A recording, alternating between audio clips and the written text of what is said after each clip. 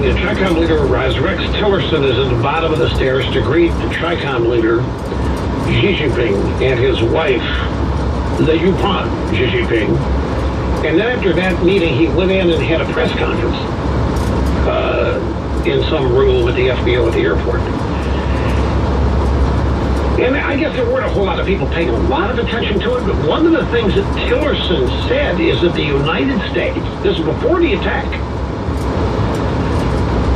the United States is organizing a coalition to remove Assad. Now, what happened last night was not aimed at removing Assad. Secretary of State Rex Tillerson said Thursday steps are underway to organize an international community effort to oust Syrian President Bashar al-Assad, a major policy shift triggered by the latest chemical weapons attack in the country's ongoing civil war. Tillerson told reporters with the acts that he's taken, it would seem that there would be no rule for him to govern the Syrian people. The process by which Assad would leave is something I think requires an international community effort, both to defeat ISIS within Syria, to stabilize the Syrian country to avoid further civil war, and then to work collectively with our partners around the world through a political process that would lead to Assad leaving. That's a big deal.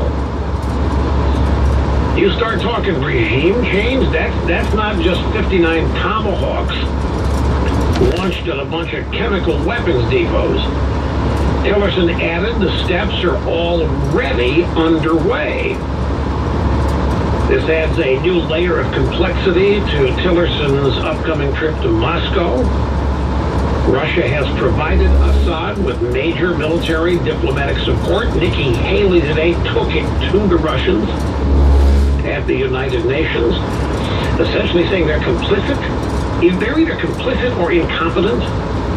Tillerson said the same thing last night. Tillerson said it is important the Russian government consider carefully their continued support for the Assad regime. Now, if you are thinking this is not the stuff we heard from Trump during the campaign, you'd be right. I mean, there's no arguing that. Tillerson is still scheduled to go to Moscow next week. If the attack had not happened, then I guarantee you the story today would be that Tillerson going to Moscow would be used as further evidence of a collusion between Trump and the Russians. But now that's kind of blown to smithereens, hasn't it? This whole notion of Trump collaborating with Putin. I mean, if that's happening, how did last night happen? And if we're colluding with the Russians, I mean, Syria is a very important client state of Putin. If we're now engaging in regime change, we're at odds with the Russians, we're at odds with the Iranians on this.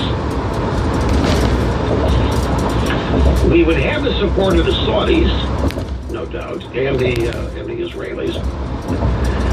Russian President Vladimir Putin's team signaled that Assad might not enjoy unconditional support from them, as they disclaimed responsibility for the Syrian gas attack. Putin spokesman Dmitry Peskov said it is not correct to say that Moscow can convince Mr. Assad to do whatever is wanted in Moscow. That's totally wrong. So the Russians are backing off here. After the attack, the Russians is, hey, we don't have sway over this guy. Now you might want to call that backing off. You might not want to call it back, but that's not upstanding, flat-out defiance either.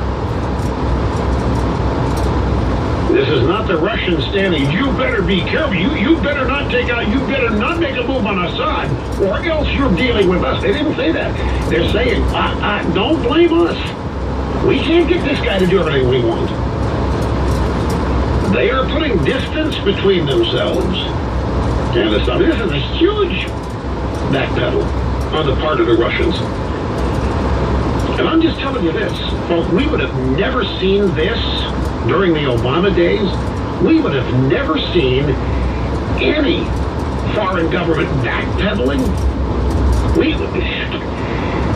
This is the one thing that is just a stark difference to me. During the Obama presidency, there is no way Putin would have acted frightened or deferential. Putin would not have cared whether Obama thought they were associated with Assad or not, because they had no, I don't want to use the word fear, but they clearly had no concern. They were not worried about what Obama might do, either in Syria or vis-a-vis Russia. And that clearly has changed now. Tillerson also said last night that Putin himself did not have advance notice of the strikes, but that there was a deconfliction notice. And those are practically required by international law. It's more like a heads up. We're coming. You better get out of the way. It's not asking permission of anybody. It simply says, if you're Russia and if you're on the ground in this area, we're coming. So we telegraphed. I mean, it's not like it was a total surprise. And we made sure that no Russians were killed or harmed in the attack. And at least if they were, it was because they chose to stay and didn't follow the instructions to get out. So in that sense, the proper steps were taken. Let's also remember that Trump's support base here includes the Egyptian president al-Sisi and King Abdullah of Jordan. And by the way, both of them Trump was supposed to have alienated for all time. The media has been trying to tell us that Trump's alienating all of our former allies. The media is trying to tell us that Trump has got all of our allies nervous and on edge because, my God, the guy's uncontrollable. He doesn't know what he's doing. He's an outsider. He's unpredictable. And we've been told that all of these allies of ours is scared to death and just wish Obama were back. And we're finding out that's not true. Which is also no big surprise. Department of Defense further stated that it went to great pains not to hit Russians at the Syrian military base. So you've got all kinds of news here that we gave ample warning to Russians on the ground to vacate the area. More on General Keane, the Fox News military analyst. He was asked, how do you square what Trump said in these tweets about never doing things like this? This is a mistake for the U.S. to do. How do you square what Trump said versus what he did last night? Jack Keane said, listen, this is a limited strike. It sounds like a lot, 59 Tomahawks. It's a limited strike. It was one target. And Trump is sending a message to a lot of people here. He's telling the Chinese, he said, listen, the North Koreans are trying to weaponize ICBMs. And the rhetoric is they'll use them against my country and my people. Don't push me into a corner where I have to use a military option to deal with North Korea. Keane's point is that this attack last night sends a signal. If you're North Korea and you keep taunting and taunting us, you can expect the same kind of retaliation. And the message was to the Chi-Com leader who's having dinner with Trump after the attack, you make sure they get the message here. Don't push me into a corner. And Jack Keane said, I think Trump will get the Chinese attention for sure, and as a result of that, it's going to be a much better situation. This is not just rhetoric from the American president. We've had rhetoric for 8 years with passivity and no action, and that changed tonight. Jack Keane, retired military general, all ecstatic and happy over what happened last night. And how about Chuck Schumer and Nancy Pelosi breaking from the Democrat Party to heartily endorse this? But let's not forget they did the same thing in the Iraq War, folks. Don't forget that.